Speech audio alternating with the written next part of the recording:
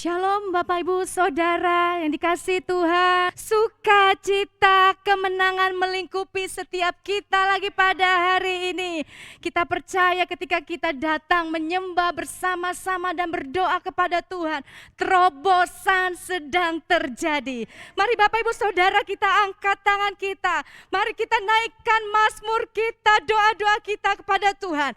Hinahaya rabatahaya baratahaya masya.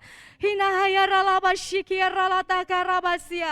Kemenangan, sukacita, pemulihan sedang terjadi atas kami, atas gereja, atas bangsa kami Tuhan. Sebab inilah waktumu, Engkau sedang mengerjakan hal-hal yang besar atas setiap kami. Dengan sukacita, kemenangan yang dari surga, kami mau berikan sorak-sorai bagi Tuhan. Mari kita berikan tepuk tangan yang paling meriah buat Tuhan kita. Haleluya. Pujian hormat kami, pengagungan kami hanya bagi Yesus, nama di atas segala nama. Sekali lagi mari Bapak Ibu Saudara berikan kemuliaan yang paling meriah buat Tuhan kita.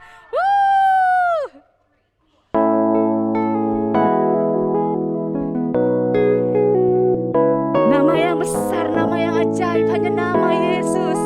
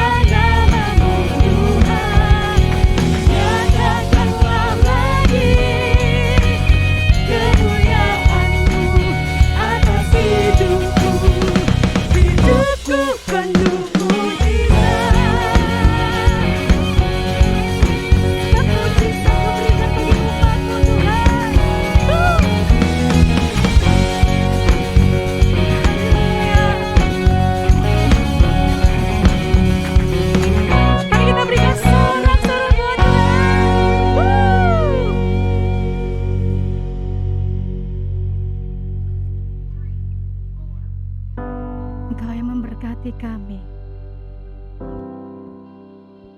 Engkau Tuhan menyinari kami dengan wajah-Mu dan memberikan kami damai sejahtera. Ya Rabata Hayamasyana Hayamase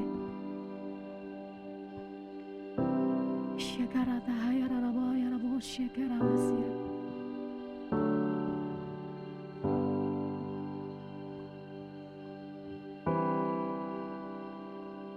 Thank you, Jesus. The Lord bless you and keep you. Make His face shine upon you. Be gracious to you. The Lord turn His face toward you and give you peace.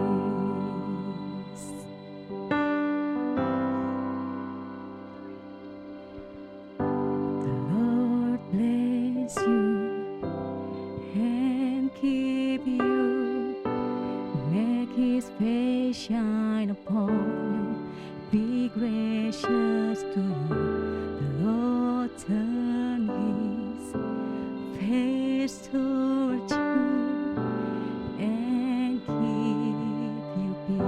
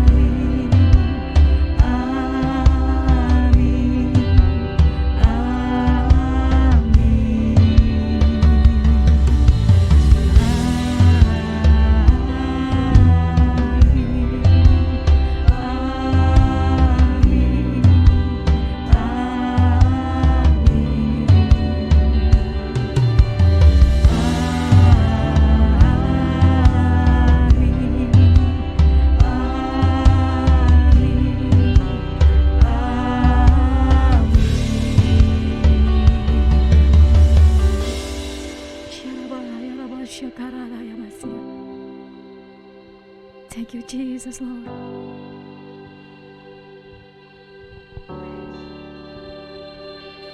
May His favor be upon you and 1,000 generations in your family, in your children, and their children, and their children. May His favor be upon you and 1,000 generations in your family, in your children, and their children, and their children. May His favor be upon you and 1,000 generations in your family, and your children, and their children, and their children. May His favor be upon you and 1,000 generations in your family, and your children, and their children, and their children. May His presence go before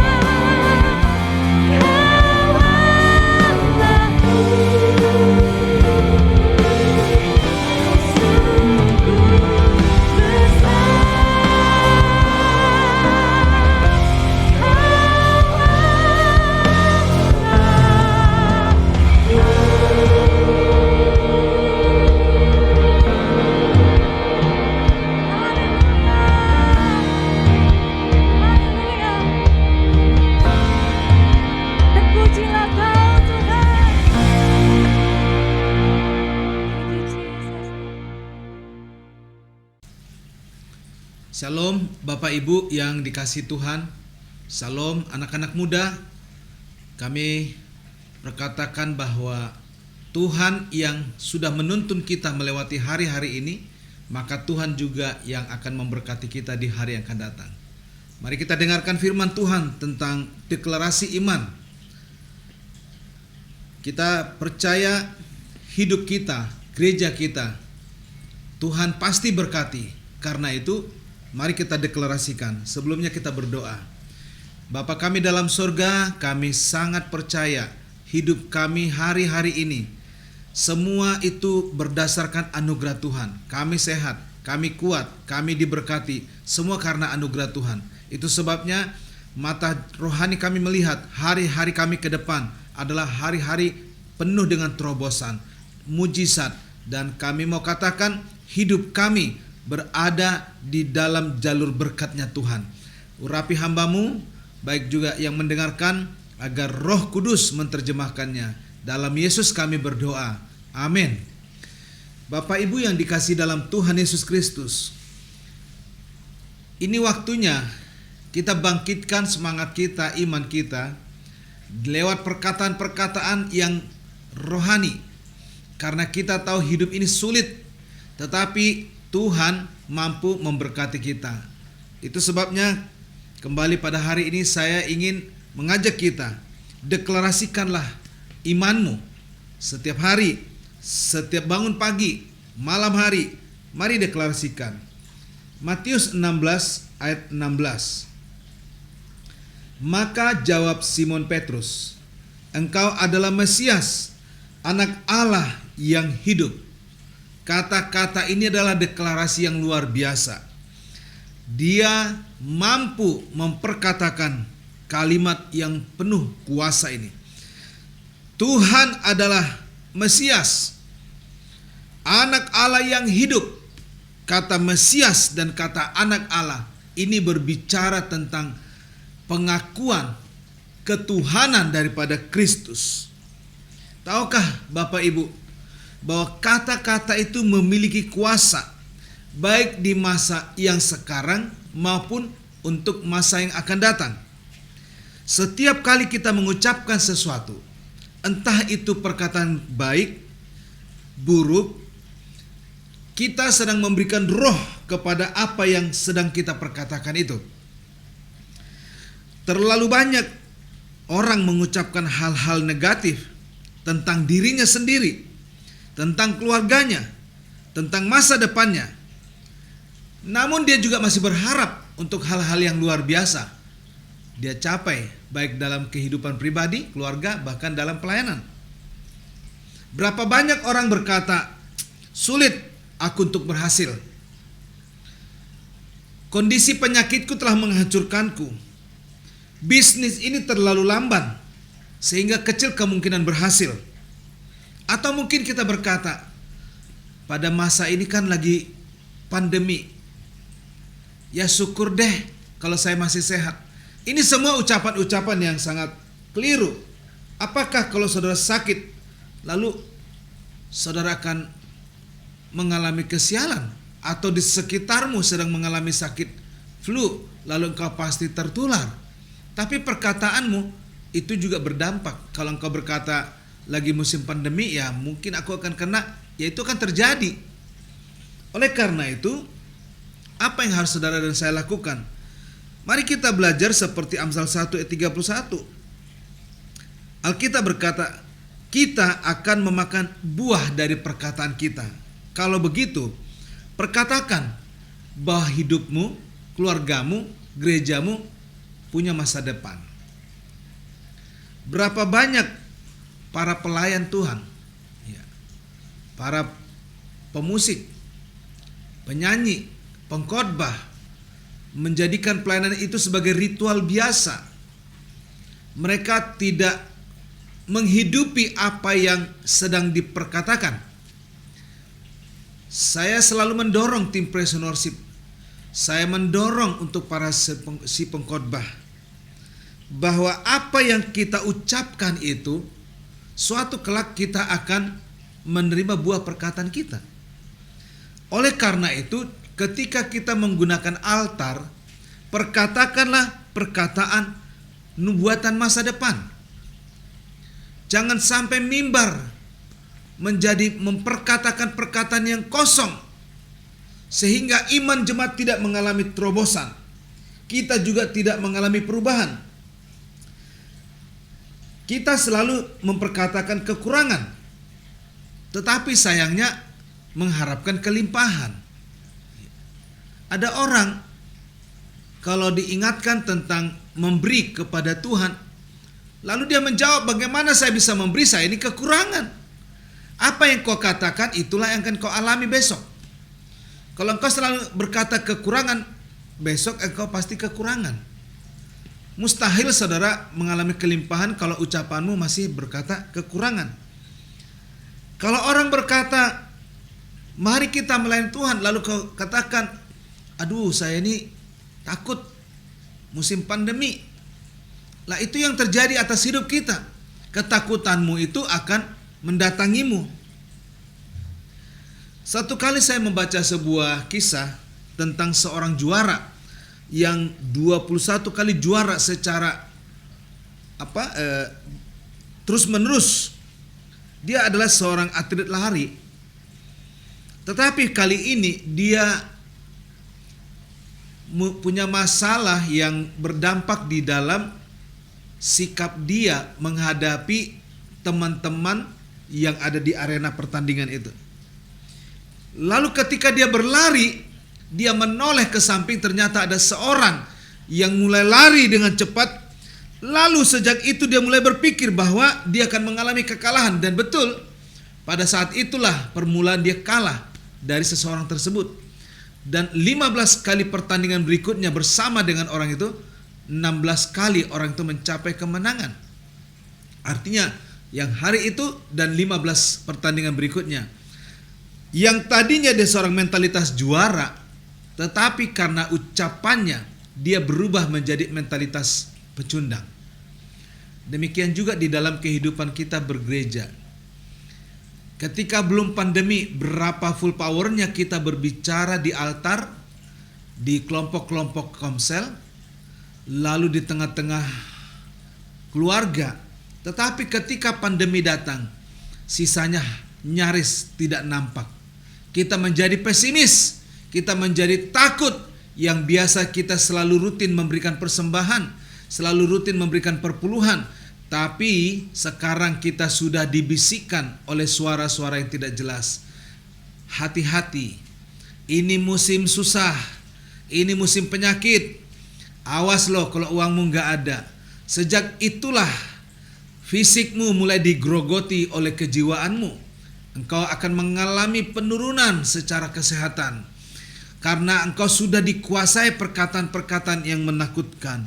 Tapi kalau itu sedang terjadi atas hidupmu hari ini, engkau harus berdiri dan engkau menatap kepada Tuhan. Bahwa aku sehat, aku pasti diberkati Tuhan. Aku pasti mengalami kelimpahan. Apa yang menjadi tanggung jawabku di hadapan Tuhan, aku kerjakan itu. Maka detik itu juga akan ada perubahan. Bahwa Tuhan bekerja atas hidupmu. Selama engkau membiarkan perkataan-perkataan negatif menguasai hati dan pikiranmu, sejak itulah engkau menjadi pecundang. Kalau engkau seorang pecundang, engkau tidak akan pernah bisa menjadi orang yang berhasil. Oleh karena itu, Alkitab telah menubuatkan di dalam Amsal 16 ayat 24. Perkataan yang menyenangkan adalah seperti sarang madu, manis bagi hati dan obat bagi tulang-tulang. Perhatikan kalimat ini, perkataan yang menyenangkan. Mari kita evaluasi perkataan-perkataan apa yang keluar dari bibir kita. Di rumah kita, di tempat kerja kita, bahkan di pelayanan kita.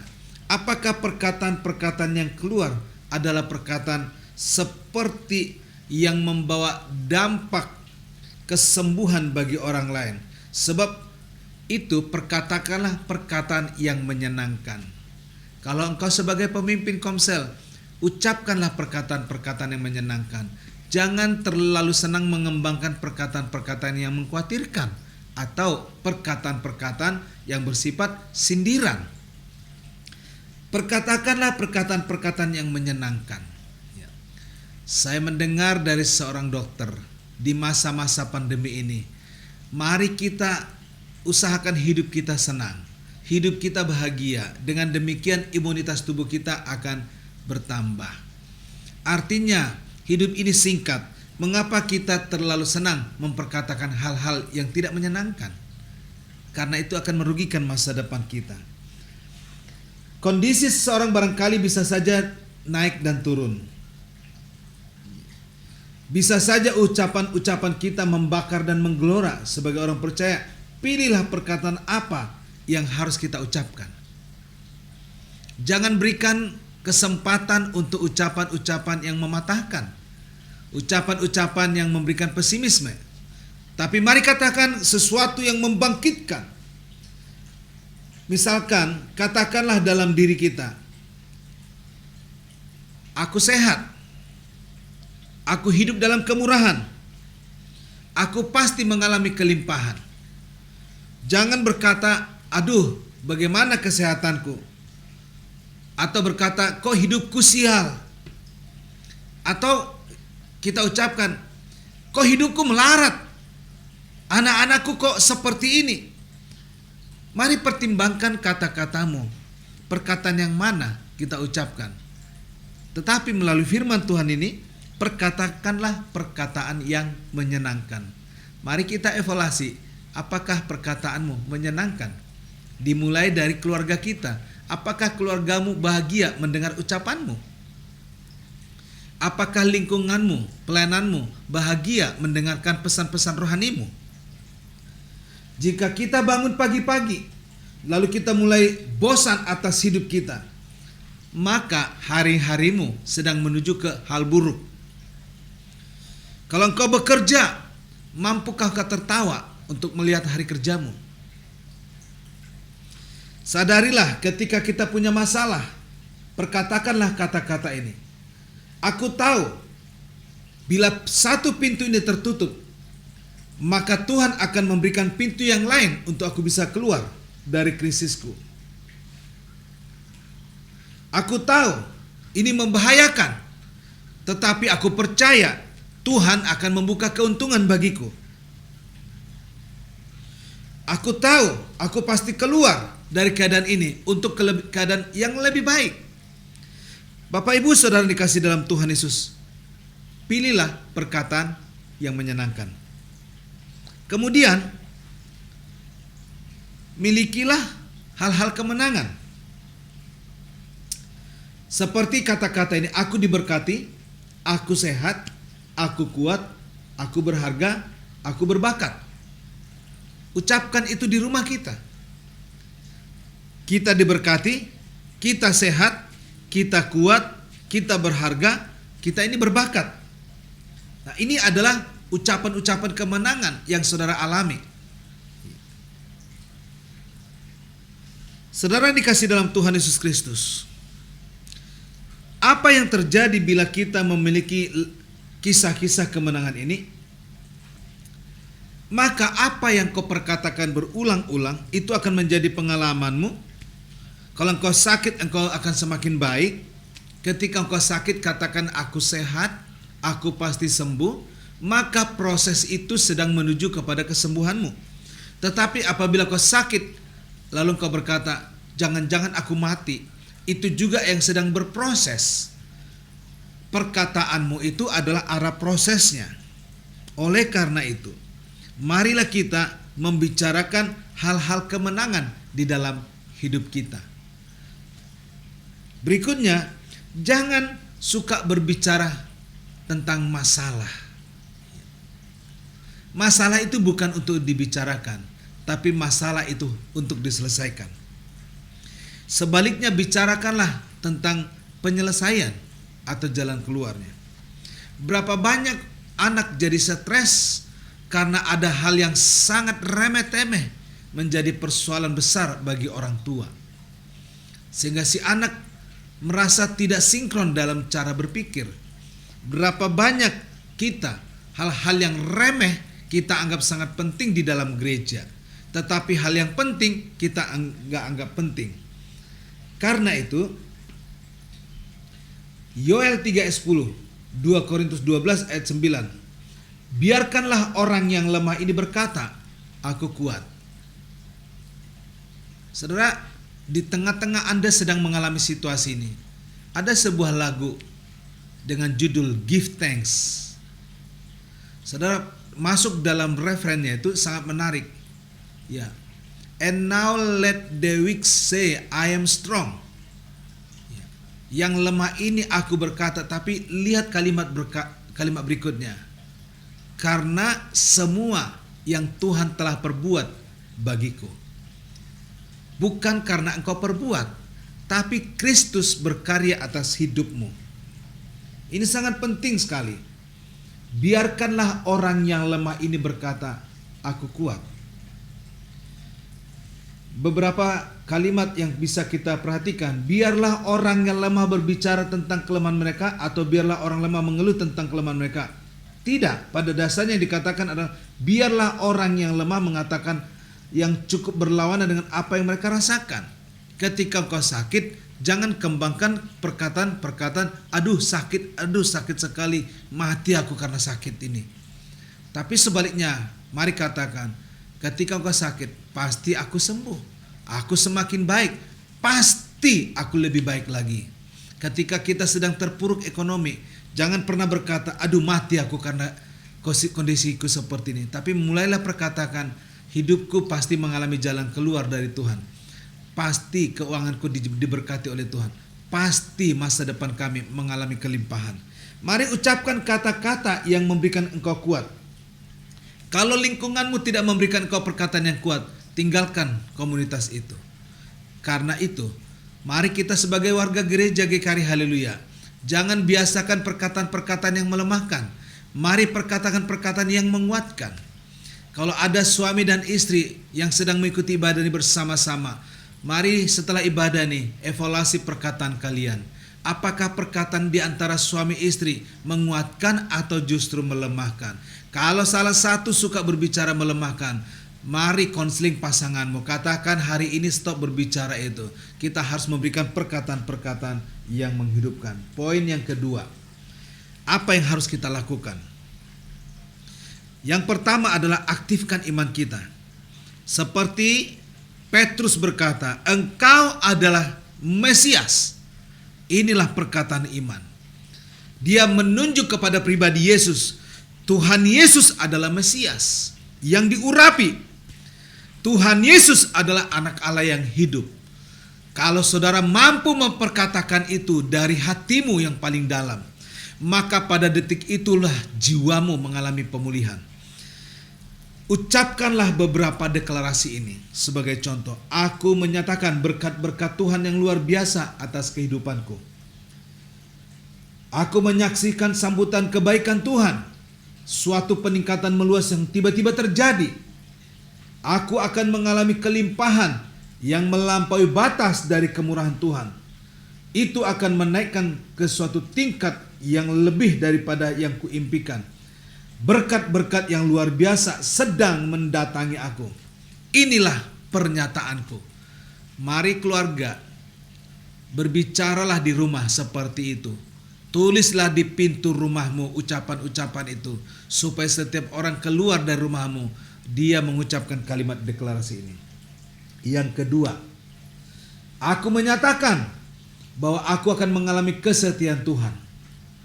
Aku tidak akan merasa khawatir, tidak akan merasa bimbang. Aku akan menjaga keyakinanku kepada Tuhan, karena mengetahui bahwa Ia tidak akan mengecewakanku. Aku akan memuliakan setiap janji yang Tuhan taruh dalam hatiku, dan aku akan menjadi segala sesuatu yang Tuhan rencanakan bagiku. Inilah pernyataanku. Bangunlah kalimat-kalimat seperti ini setiap hari di dalam keluargamu. Kita semua mempunyai impian dan punya tujuan. Apa yang Anda sedang percayai untuk anakmu terima di masa yang akan datang? Mari perkatakan kepada mereka, anakku sehat, anakku pintar, anakku diberkati oleh Tuhan. Bisnis dan pekerjaannya diberkati oleh Tuhan. Pelayanannya berhasil dalam nama Tuhan Yesus. Bila semua jemaat setiap hari memperkatakan, anak-anakku diberkati, pekerjaanku diberkati, gerejaku diberkati, maka gereja saudara, GKRI Haleluya, gereja kita semua, keluarga saudara, keluarga kita semua akan menuju berkat Tuhan. Cepat atau lambat engkau akan panen dengan ucapanmu. Yang saya khawatirkan, bila saudara selalu berkata yang negatif, engkau tidak akan pernah menuai yang positif. Tapi kalau saudara dan saya selalu berbicara yang baik, yang positif, yang bersifat iman, maka cepat atau lambat hidupmu diberkati oleh Tuhan. Kesehatanmu akan kau terima. Bisnismu akan mengalami kelimpahan.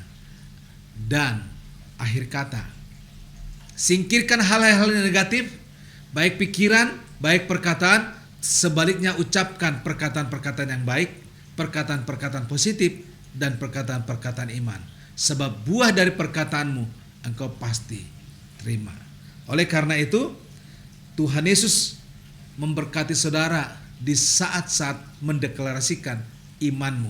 Masa pandemi belum berakhir, tetapi kata-kata deklarasimu juga nggak boleh berakhir.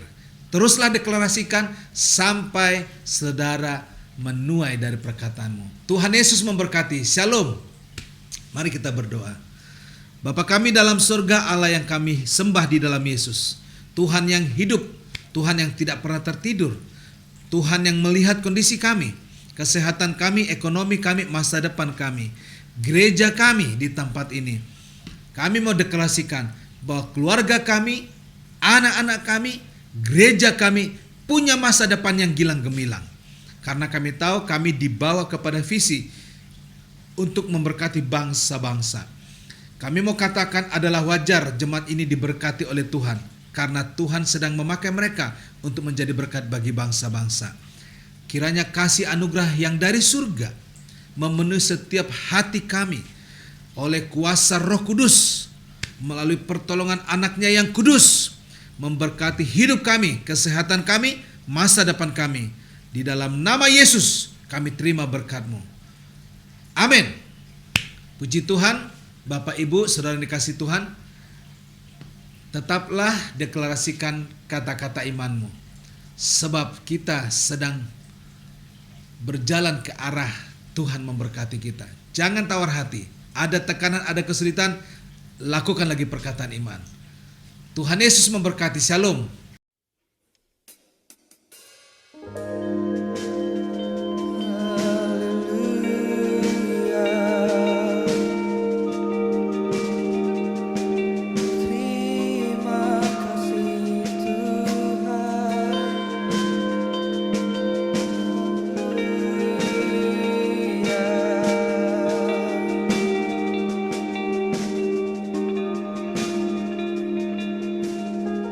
Lord of all creation, Lord of all the earth, bless your name on high. Even the world was failing, your love never failed. Bless the Lord for His love. So now praise Him for His grace never ending. Oh Jesus, we lift you high on the highest place. Oh Jesus, we praise your name for now and forevermore.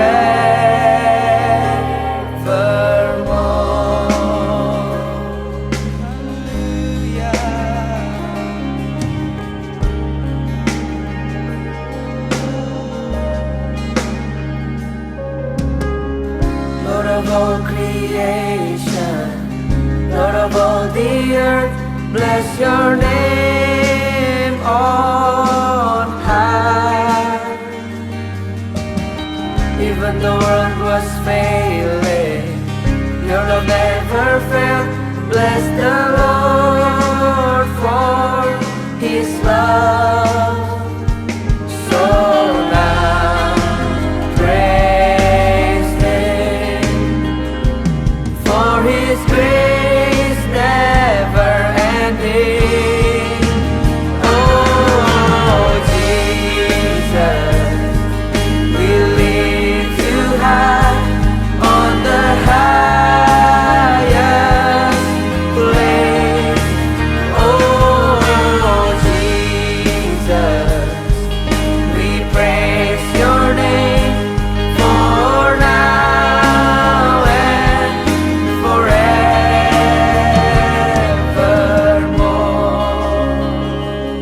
Mari kita sembah